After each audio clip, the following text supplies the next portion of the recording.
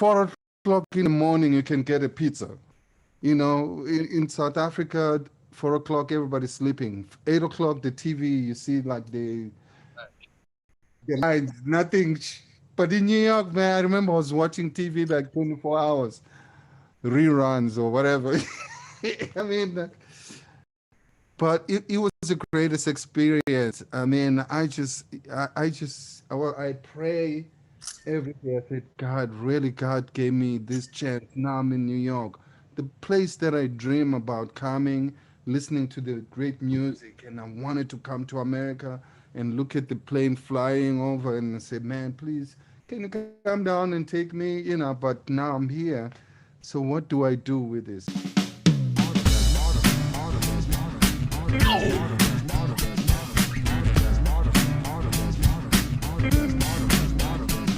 Oh, you hanging out right? Oh, you hanging out right? Hanging out right? Oh, you hanging out right? I know, hanging out right? Oh, you hanging out right? Oh, man, what year was this? So this would be 70, 73, 74. Wow. Yeah, early 74. That was the hardest time for everybody, like Yeah. in Africa too. Yeah, I mean, I never experienced anything like that in Los Angeles. Nothing ever sort of came up with that, or New York for that matter, or Boston.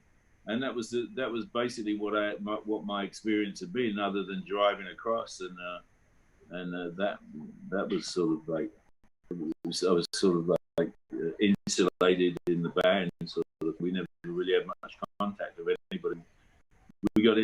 We just kept driving and looking. You know, that was basically what we did. But the home of Disney World. That's the thing you would expect. Yeah, I know. I mean, Disney World's down there. Why would that happen in Disney World? It's kind of weird. As you know by now, we live in a very strange country. Absolutely. Gary, have you ever been to New York? No, I haven't. I haven't been out of Texas. Jump to New York. Yeah, I thought about it, but you know, I mean, After the pandemic, man. The pandemic is really, The pandemic is over. yeah, No. you know, and that's the thing is Garry got here just in time for the pandemic. Now, John, your volume is still low. Oh man, John, your volume is still a bit low. I'll fix it. Hang on. Sorry, 1 second. I got here like 6 months before COVID. Yeah, I said Garry got here just in time for the pandemic, man. It kind of sucks, man. And that's the thing. That's the hard thing is like for example, you expected when you came to America. Obviously, Yeah. you haven't had it, right? I mean, I wish I could play with musicians but after, everything shut down, we have to like stay in home, Every class is turned to be online, so everything just changed. But I'm glad I can stay here. Somebody they cannot even come. Yeah. That's a good way not to have friends, you know, especially like in Africa. Somebody, because, you know, like at home in Africa, people, they just show up, know, like, why didn't you call me? I know I don't have a telephone. I know you asked. Well, now I can say, my friend, don't come to my house. The pandemic. They're like, what is pandemic? No, I'm still learning. I don't know what pandemic, but everybody says pandemic. But you look at the ball with the things there. That's the pandemic. Be careful. Don't come to my house. I'll tell you. I'll call you when I'm ready. But this thing has been ridiculous, this pandemic thing, because I have two daughters. One of my youngest daughter, she just finished college, and she didn't get a traditional graduation because of this pandemic. And then she got a job as a teacher in Virginia, but she go to the classroom because of the pandemic. So everything's got to be on computer, that's what they do anyway. Every day they got, everything is computer. But just to see people, it's very hard, and it's hard for musicians. Yeah. But really coming, for me also. It was amazing, like Stevie said. The place you just dragged by music. That's one thing that it makes you come to America. No Europe. I mean, I never think Europe, because first of all, too, the languages are different in Europe. I want to go to a place where they speak English proper. So yeah. Even if it's even if it's not very well. Well, but Look at Chuck's getting all pissed off at me now. Look at oh my God, you gotta be. Before you came on, I couldn't. I'm struggling to learn English, but then they speaking, English with an accent, like European, German accent or something. America was like, okay, it's a good place to go. I can say good morning, thank you, good night.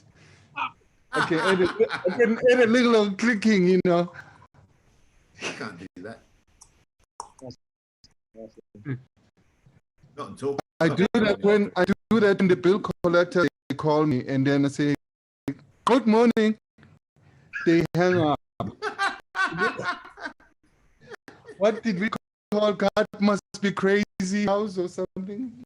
The Guns Must Be Crazy. The movie. Yes. I love that movie. Oh my God, they call it Coca-Cola. That's right. So,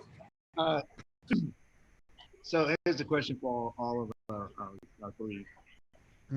Yes, so was there anything particularly strange, confusing, funny, or hard to get used to about Americans? About America? About Americans? Americans? Yeah.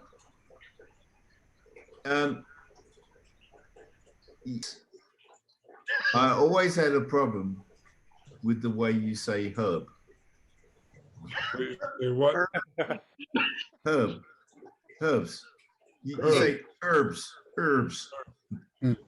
Why you don't call it herbs? Because if it's a guy named Herbert, you call him Herbert. You don't call him Herbert. I've never been able to figure that one out. I always thought that was kind of weird. Yeah, but you are used to it. I got used to it, but I refuse to do it. Yeah. What about garage or garage? Yeah, that's not too bad. I mean, yeah. Herbs. Yeah, I mean, that's not.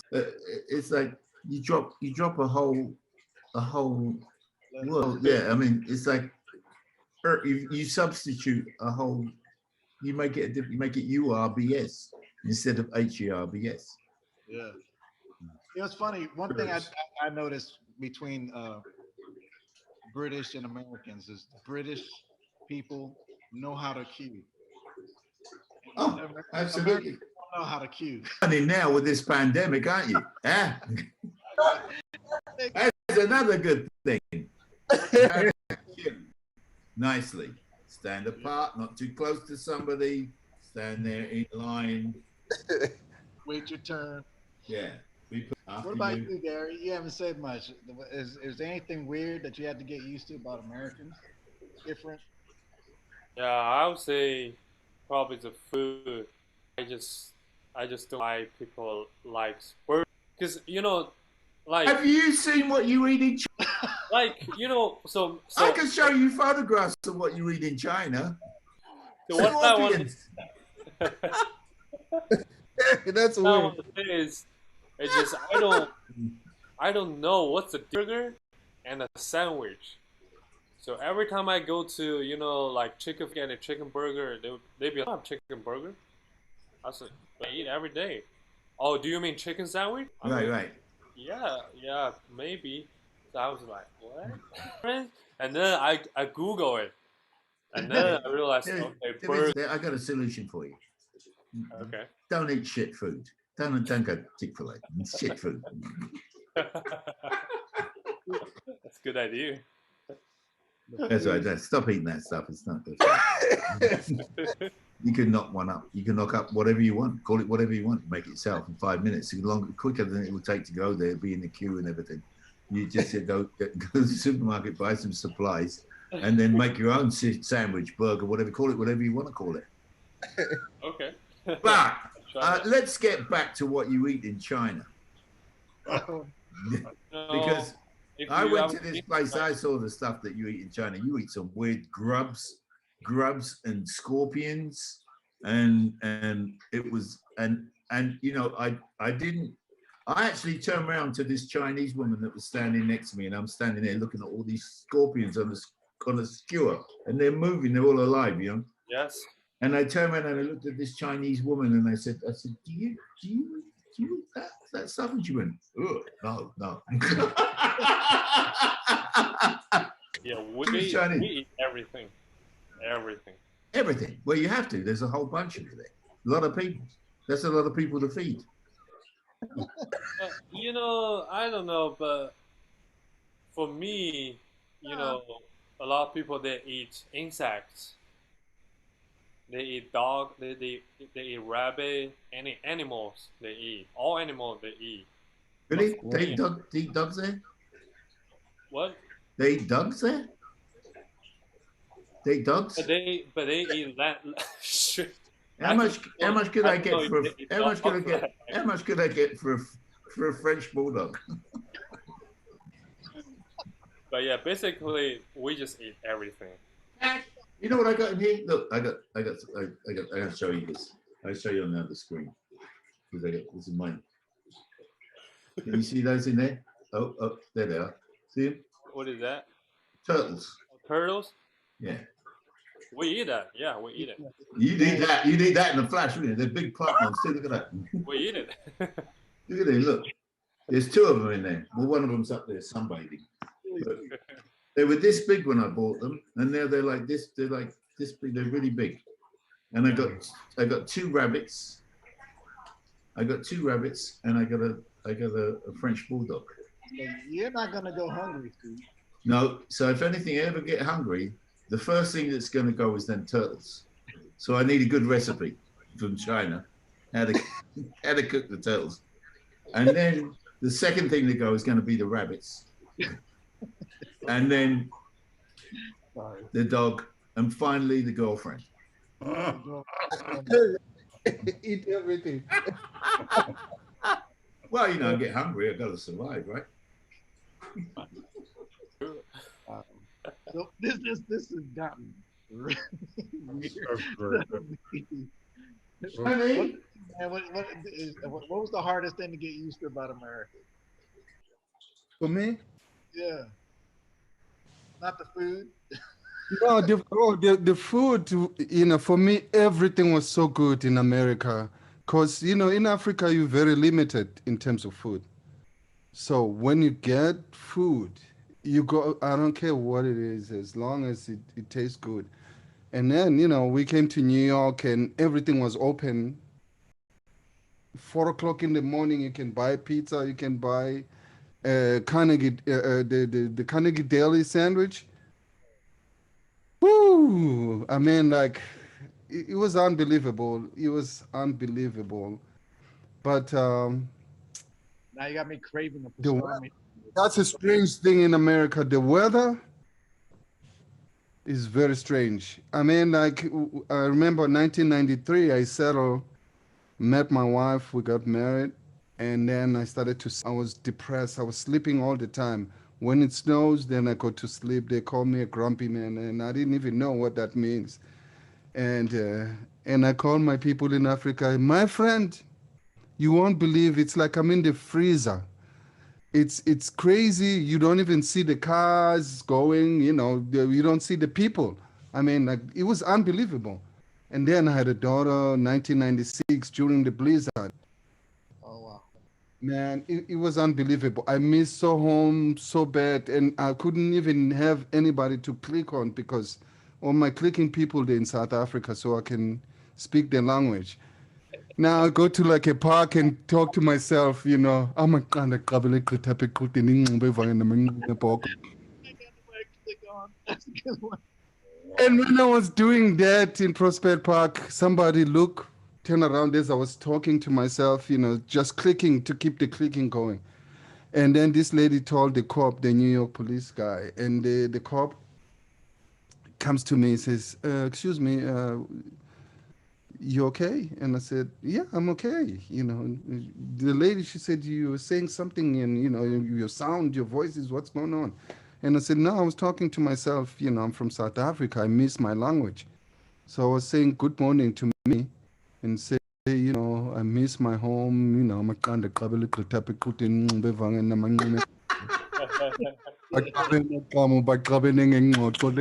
cop was like, wow, you have a broken tongue. I said, no, my tongue is not broken. I'm like, because I miss the language until I met some people from South Africa that they're doing the Lion King. They're on Broadway doing the Lion King. One time I was waiting for the bus and I hear the clicking like crazy. I didn't say anything and I said, wow, let me listen to this.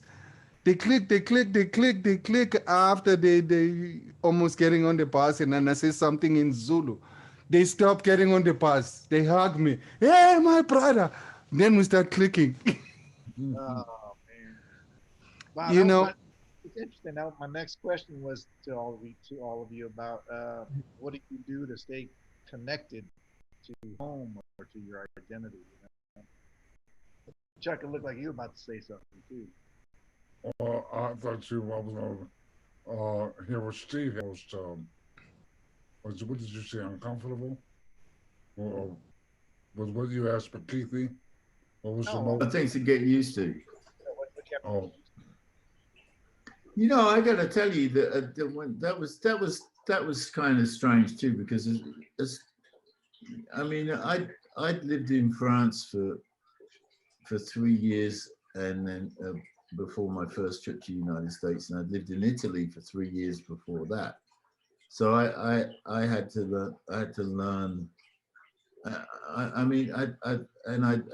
In Rome, I'd lived with some Americans, so I knew what who they were. It's funny because I guess over the years, when I go to England, they hear my Americanisms, I guess, so that because I speak it in Americanism so that American people can understand me. And then when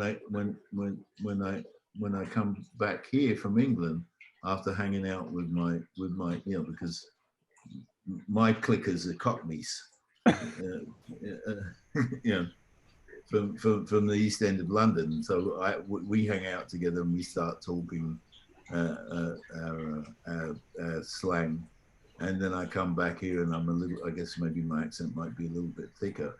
But I mean, when I first came here, people were constantly asking me to say something because they couldn't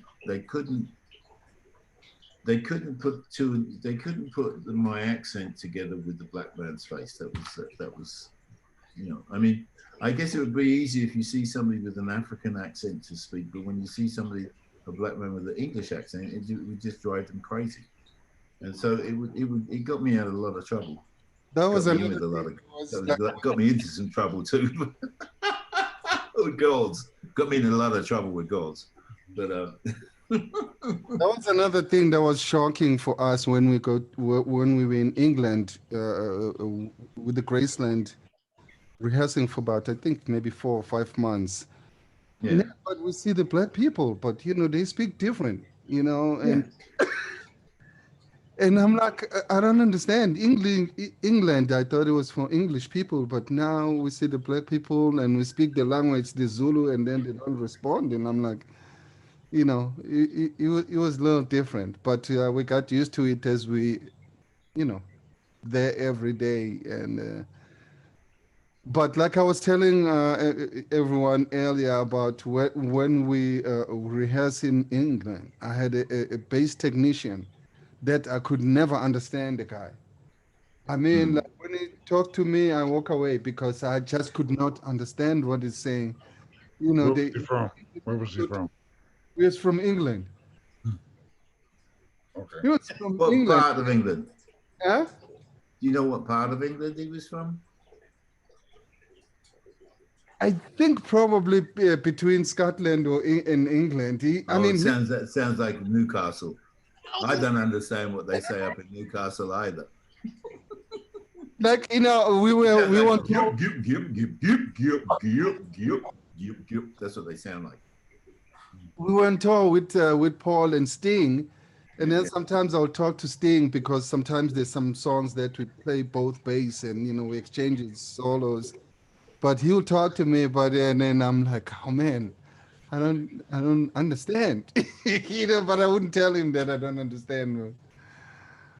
But you know, I had to learn. But my thing, because I've never been to school, so everything was about learning, you know, travel all this part of the world and learning the money, you know, the liras, Italian liras, or the German Dutch marks, you know, all those things we were learning besides music now. So you're learning, like going to all these countries and learn. Then they changed all that for you. They just made it the euro. They just changed it. They simplified it just for you. Because they said Bakithi's having a problem with all this different money that we got here in Europe. You know, kronas. So we just make it, we simplify it, and we just make the euro, and then Bakithi doesn't have to complain about that anymore. But no, they keep us like liras, you know, 2,000 liras, and we're like rich, you know. Yeah.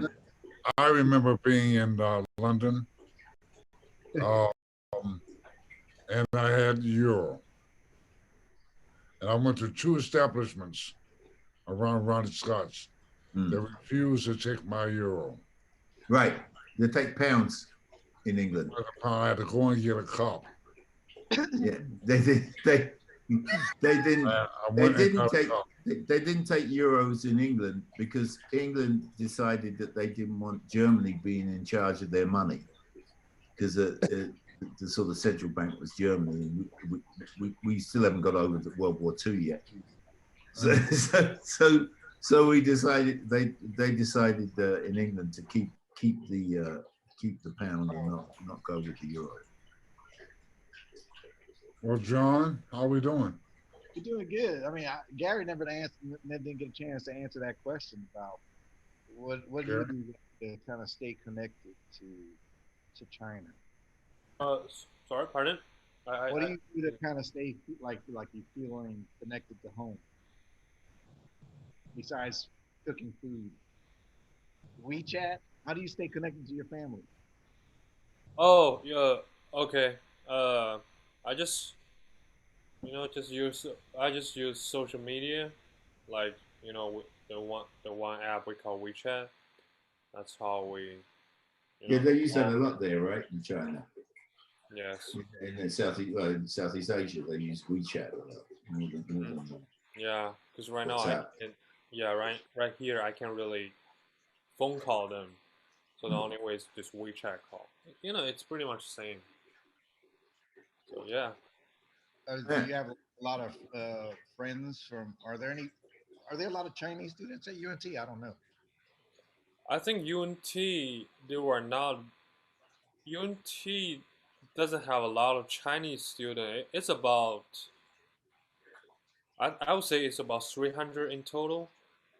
The majority of them are business major or psychology major, I guess. Yeah, but for music major, probably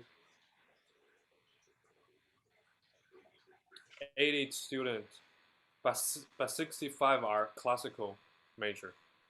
Oh wow. I think a lot of it, as far because I've traveled a lot. You know, since I was about 15, I started traveling, and I really enjoy. I don't know if this is the same for everyone, but I like to meet local people and have them take me to see whatever's local, whatever they live as they live. You know. I mean, and I've managed to do that when I lived in France. I was playing with a French group. They took me around. In Italy, I worked with Italian musicians, and they showed me the things to eat, places to go. You know, I mean, even in New Yorkers showed me around and showed me some of the secrets that mainly New Yorkers know. You know, like in Rockefeller Center, the guy that moves with the when you walk from one side of the room to the other. I mean, a lot of people don't know that. New Yorkers know it, and I mean, I always like to hang out with people locally. So I mean, and it's always been interesting. Like when I went to Japan and played with Japanese musicians, because they don't hang out in Roppongi. All the American musicians sort of hang out around Roppongi. And that's where they take you to eat and do all that stuff. But when you go there with a Japanese band, they take you to these other places that they go and hang out at, and you get to experience Japan with them, you know, as they live. So I've always preferred to be more of a traveler than a tourist. And you know, my children, my son moved down to New Zealand. He's married a girl from New Zealand. And he's moved down to New Zealand, and I got family in England. I got my one daughter lives in Santa Barbara, and another daughter lives in Palm Desert, and another son that lives in Atlanta. So Zoom has been since that. I mean, we used to FaceTime each other, and I could speak to one of them one at a time. Basically, that's how we'd stay in touch, what was the other? There was the other platform. I don't think anybody uses it anymore. I don't know. Skype. I never use that anymore. I don't use Skype. Skype. And the African app is called WhatsApp. Yeah, I use it. I mean, WhatsApp is still used a lot. I think maybe because it's encrypted that people feel a bit safer. But I love Zoom because you can get like thousands. I mean, I've got an account. I can get like all of my family on at one go, and we can all talk at the same time. Yeah, but that's what's good about that, you know. Well, there's different things, different platforms coming out all the time. I mean, you know, and most of them, like Zoom, took a little bit of a learning curve in the beginning to learn about it, to learn how to do it. But you know, I mean, now I'm really comfortable with it. You know, it's not really that hard to do. There's all sorts of stuff on here. You know. Steve, I want to show you something. I'm sorry? Where's the camera? Ah, look at that. Look, I had hair and everything too. Look how young. You gotta say. Look how young. Look how young and good looking. Let's see that again. Yeah. Getting the gray coming now. So is it, huh? I couldn't see it because if you don't talk, the camera doesn't go to you. Okay, listen. How old was I there? 20? Somewhere around there. No. Yeah, with Paul Jackson. Paul Jackson Jr.? Yeah, I was. Yeah. Wow, look at that. That was a long time ago. You gotta say something, Bakithi. I can't see it. You can see it. Yeah, I can see it. That is so cool. I had hair. Look how much hair I had. Yeah, and then I got look at Paul Jackson. Wow. He looks exactly the same. He never changes. I think he's got a painting in the attic or something. He never looks any different to me, Paul. You know, I remember, Steve, when I was late in the session, I came in late and you guys, you were already there. And I said, I'm so sorry I'm late. And then you said, oh, no wonder you have a problem in Africa. Wow. I was late. Never being one to let anybody off the hook, you know. Oh, man, that was... So here's a good question for all three of you. I think this was in the 90s, late 90s somewhere, I think. Yeah. I mean, you want to talk about like the pot calling the kettle black. I've never been really such a great timekeeper myself or something. You know, I'm always like 5-10 minutes late for something. So even if I set out like half hour early, I'm like 5-10 minutes late. And then just... So here's a question for all of you guys. What are some things that you notice about American culture that Americans don't seem to notice themselves? How they talk whenever when they're talking about football. Have you noticed that? I mean, they can be the nicest, but nice and quietly spoken. All of a sudden, they start talking about football and football, yeah, let's go see some football. There was just a complete change. I agree. Huh? Isn't that strange? And we mean American football, right?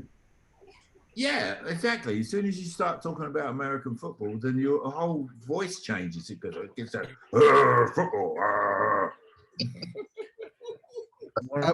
We had a guy from Cameroon who had a problem, a guitar player who had a problem with the football.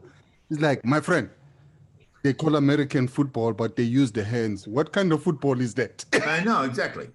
That's it. But you know, the funny thing is that my girlfriend is a huge football fan, like a huge Green Bay Packers fan. So when the Packers play, she dresses the dog up in his Green Bay Packers outfit, and she walks up and down and swears at the TV screen and everything. She gets all pissed off if somebody does something that's dumb. I mean, you've never seen anything like it, but she gets that voice too. It scares the hell out of me. Yeah.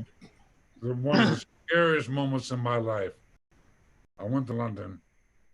Me, Herb Lavelle, 5 of us went there to do a whole bunch of sessions with Denny Cordell.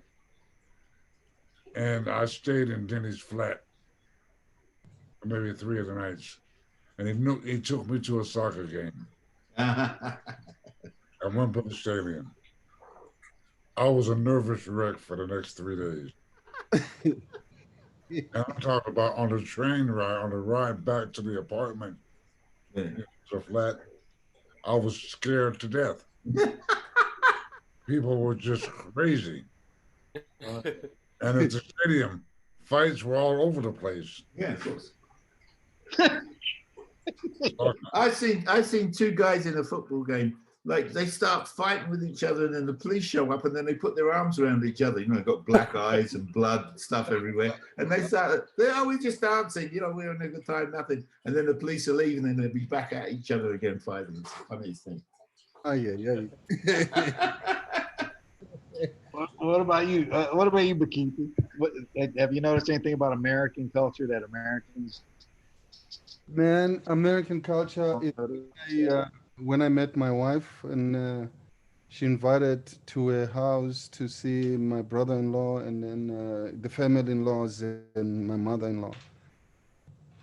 I tell you, I was quiet the whole time, and it was during the Christmas time.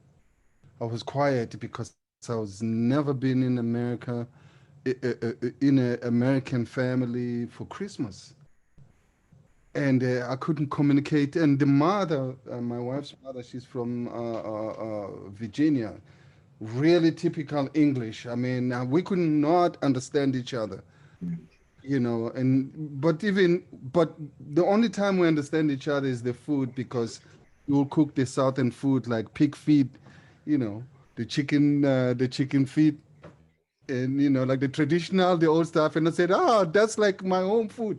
But that's the only time. But the rest, I just could not really understand the culture. It was so different. I was so depressed, and I sit in the basement. They're like, "No, come sit with us in a," and I'm like, "Oh man, I don't know. I don't have anything to talk about unless my mother-in-law brings the newspaper and talk about Nigeria and say, "What's going on in your country?" And then I said, "Oh, which country? Nigeria. Oh no, I'm not from Nigeria, Mama." From South Africa is different, not Nigeria, you know. But you know, American, it's just amazing, you know, culture.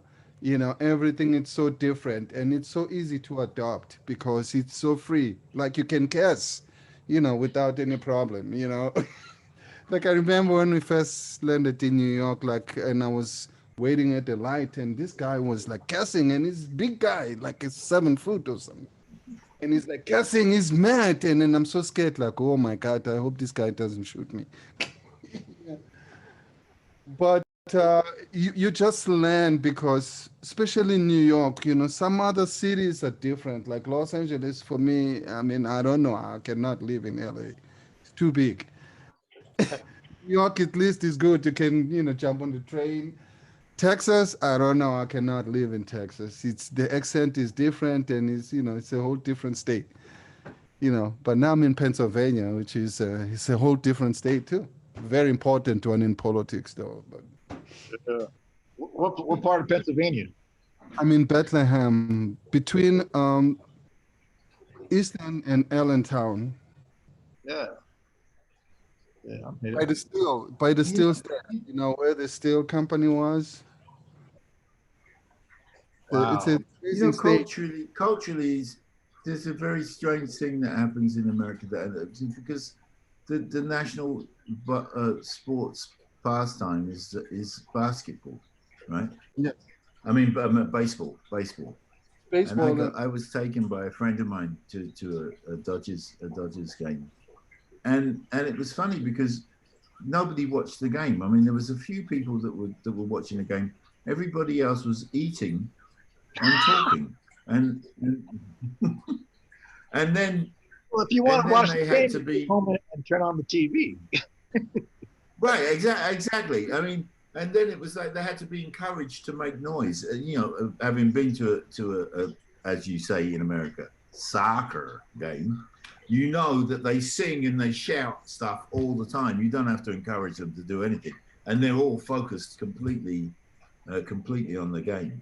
So that's a little bit different as well for me to see there's this social pastime that happens, and there's a few guys in there. I mean, I've seen guys with these big books and they write down everything that happens on the field, everything. You know, statisticians, I guess they call themselves. That's kind of strange too. And yeah, I mean, and the concept of a draw is not. Americans don't know about draws, about a tie game. Just never happens. It has to be settled. And some of the best games that you can have in football in England is it can be a draw.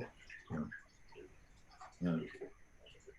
And the other thing is when Americans win, if your local team wins, you riot and smash the place up.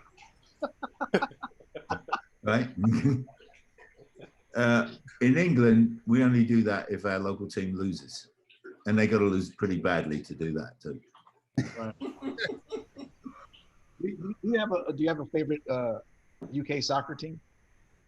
Did I ever play? Or favorite one? Do you have a favorite one? Yeah. Of course, Brighton and Hove Albion.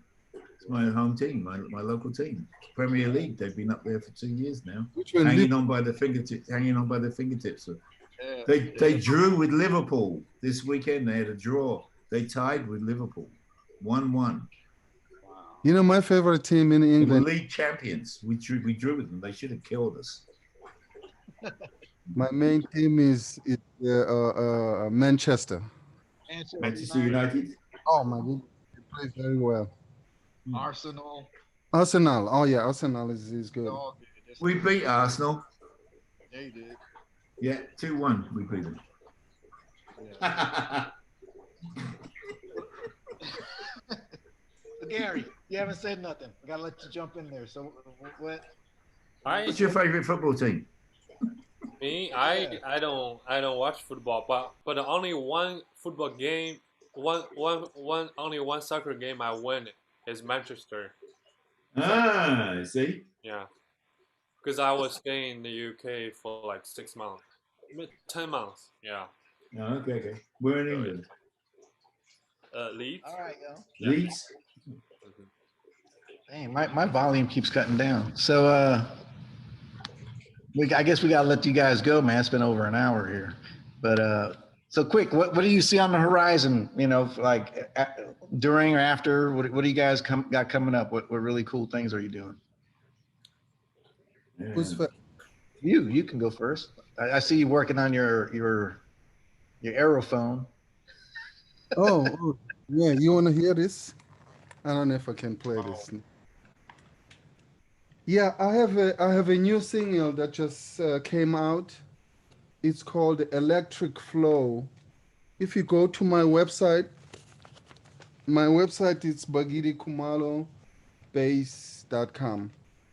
And then I have a song, it's called the Electric Flow, because Electric Flow, I created it during the pandemic, and I was messing up with my basses. First of all, I'd like to say thank you to all my sponsors, the NS Design, the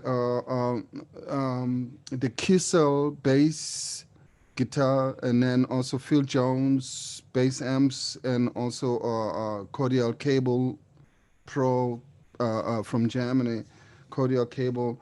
So those guys, they gave me all these gears, to create. So as I was, jamming and trying to get some good sound from this instrument, and I came up with this track. It's called The Electric Flow, with my friend from Philadelphia who's playing saxophone on it. And to raise the funds, when people download the tracks, I'm raising the funds so I can help the kids in South Africa to send it to the music centers, because they have music centers, but they have a lack of instruments, and also working with the Kala ukulele bass company. So they're going to help me to send some bass, because for me, it makes sense for me to support them, since the bass really helped me to get to this point where I'm at now.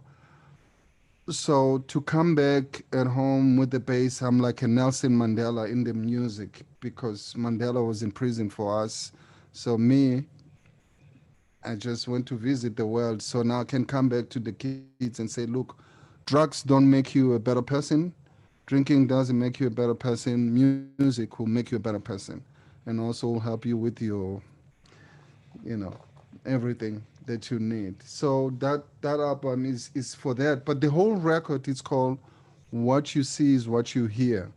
It's gonna come out next year, and I have a bunch of people playing and singing, and I'm playing a bunch of stuff, and I'm singing and playing percussion, bass, some drum loops, and then the aerophone, this instrument.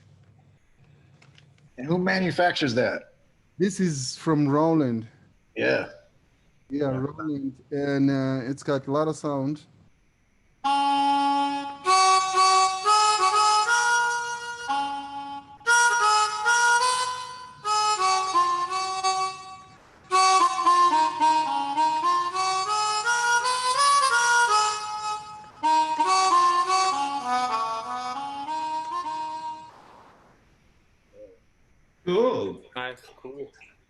Yeah, and it has one more sound, a Miles Davis sound, which is I love very much. Let's see if I can find this trumpet.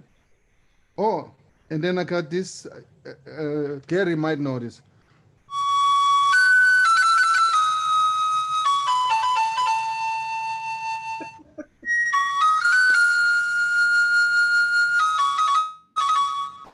Oh, one more from Gary.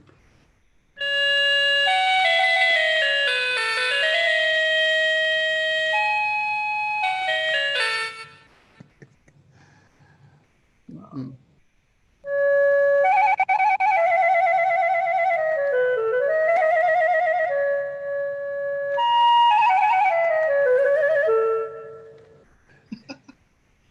Cause I have to, as a musician, I gotta try to juggle. Sometimes I'm a therapist. People they come in and I sit down, then I play the instrument. Close your eyes and create something. But yeah, but this is a really amazing instrument. It's good for the young people to write, and and create the big band, part. It's got all kinds of sound. I think 240 sounds. Pretty cool. Yeah. Is it like an Iwi? Is that what it is? It's a it's an aerophone. It's from the saxophone, designed for saxophone players. Yeah. It was a little different. It's a little different, but this one has got the fingering like the saxophone. So if you play saxophone, this is much easier to play. Mm.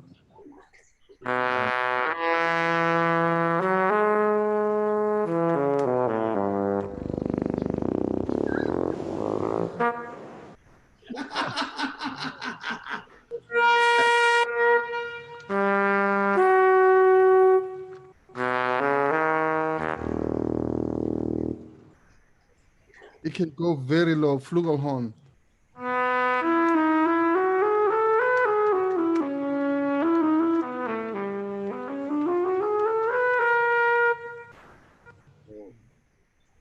Yeah. John, So Steve, we're rolling through this clock, my brother. yeah, I know. So Yes. Gary, tell me what you got going on. I'm just gonna be, working on. So I just started to work on some guitar, to learn how to play guitar, and just work on my drum set. I hope I can I can hang out with you guys more when we just play some music. Yeah, Yeah. And Steve, learn. Well, all I'm doing at the moment is I do my radio show and my Tom Petty radio show. where can we find that? It's on Sirius XM. Serious. It's called The New Guy Show, Channel 31. 31. Okay. And it's called The New Guy Show. It's called The New Guy because I'm for like 24 years. And Tom always is. He's only been with us 24 years. He's the new guy called Steve Ferrone on drums. And so he used to introduce me. Wow. But so now it's been 28 years I've been in the band. And so I still do some Heartbreakers stuff here and there.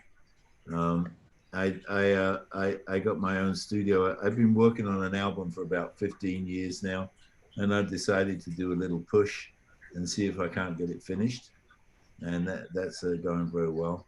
I got a couple of guys that are coming over in a week or so, and we're gonna.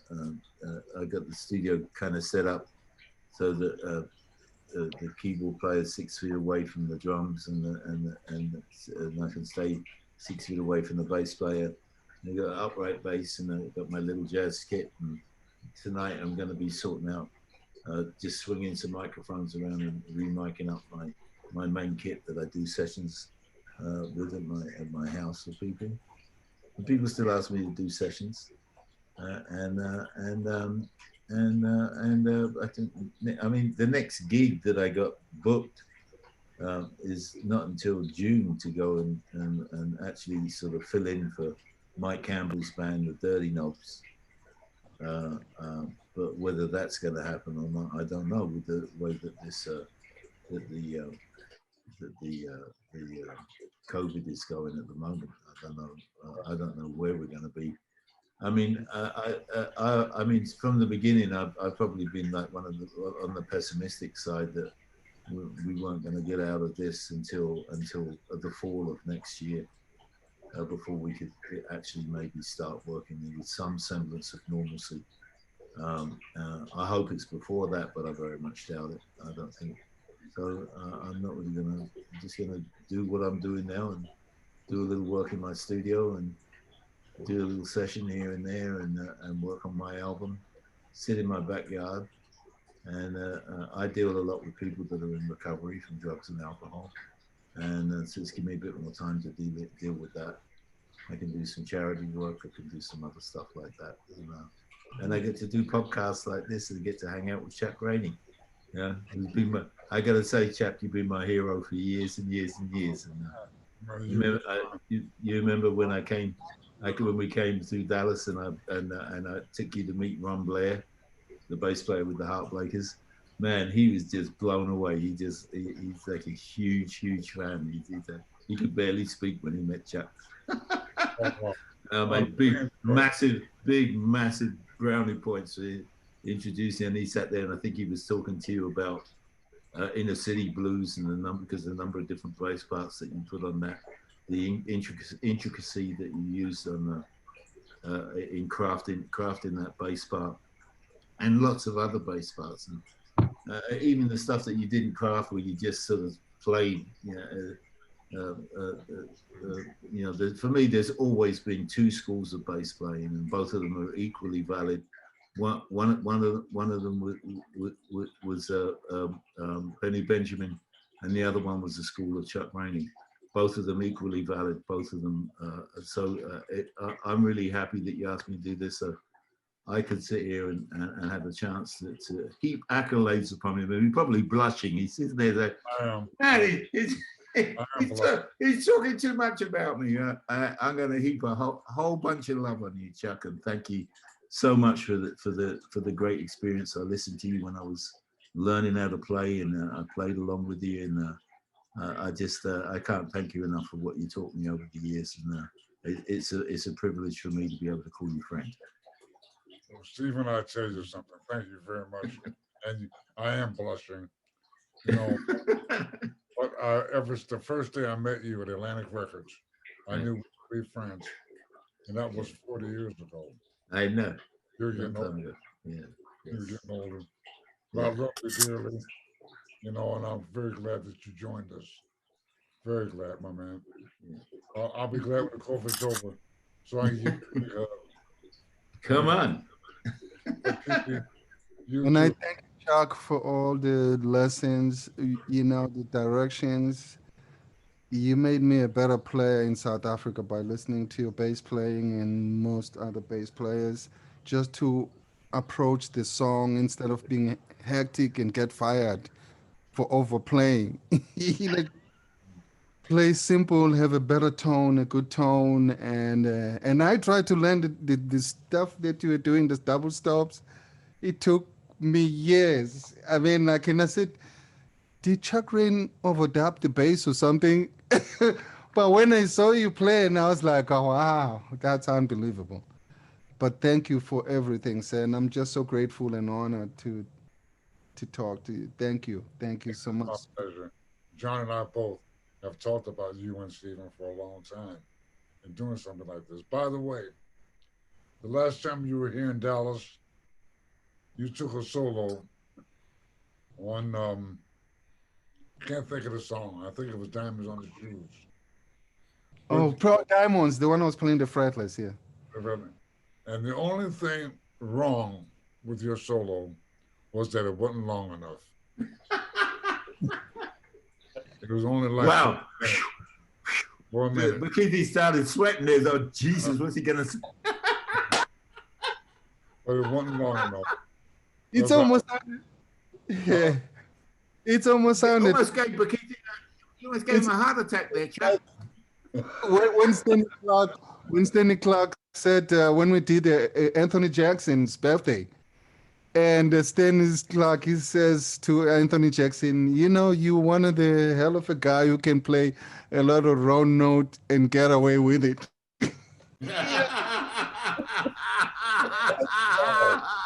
You know. So I mean, like, you know, it was Paul's call, because when he calls me and say go up on stage, sometimes he calls me without a plan, and I'm thinking, wow, oh, now it's all of a sudden. You know, what should I do? You know, because I you know, I'm not a solo guy. I just like to stay in the back and play with the drummer. Like Steve, you know, he used to tell me all the time, Bakithi, keep it simple, stay here. And then he got me a drum chair that vibrates. I've never sit down in a drum chair. And he says, no, sit here so you can hear my bass drum. And then I said, Steve, no, this is making my stomach very bad. It says, no. You know, I'm like playing, and then I hear this bass drum is like everything. And Steve says, that's good. Now I'm just going to unplug this thing. So I'm uncomfortable now. I mean, like, we got 2 hours to finish the show. But...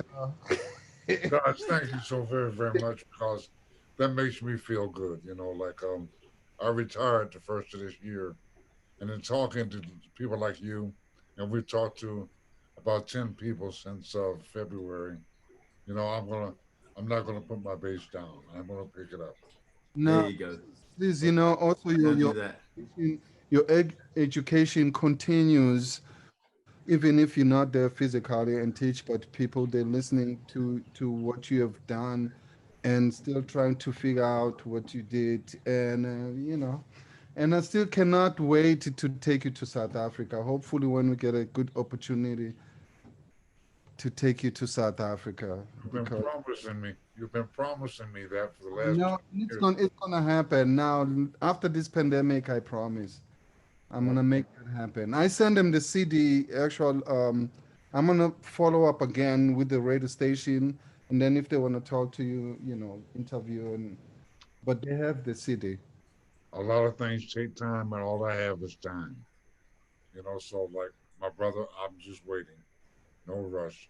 Thank you. Steve, Bakithi, I love you dearly. Good friends for a long time.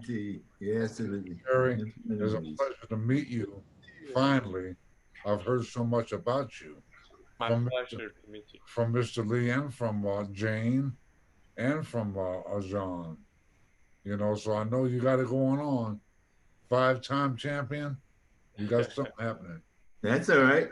Thank you. And enjoy UNT. My daughter graduated from UNT. Oh. So y'all are the mean green. The mean green hot. John? Thank you, sir. Yeah. Guys, to be here.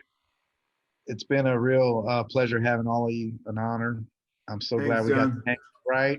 I'm glad that I made it. I'm glad that I decided to check when I did. And I'm so happy that you got that email, brother. I was worried, but man, this has been great. I'm late.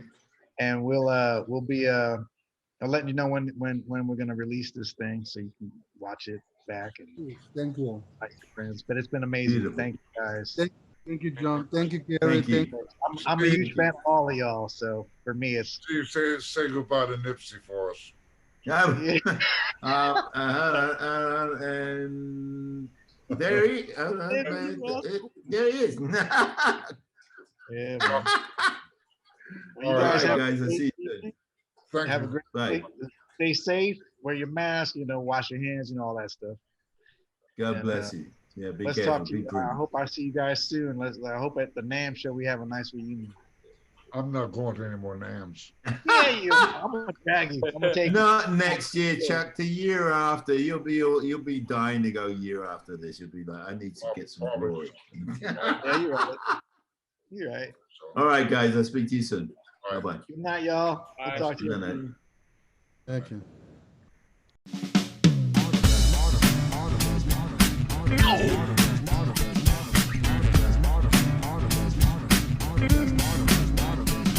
Oh yeah.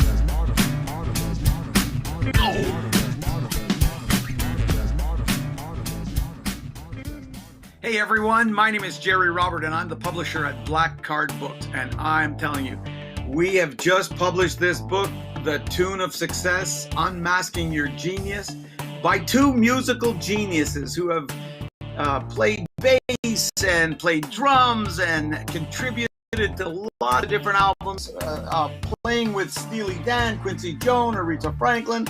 I mean, these are two legends in the music industry. And if you've ever, about how you break into the music industry, and it's a business, it goes well beyond just talent. It's a business.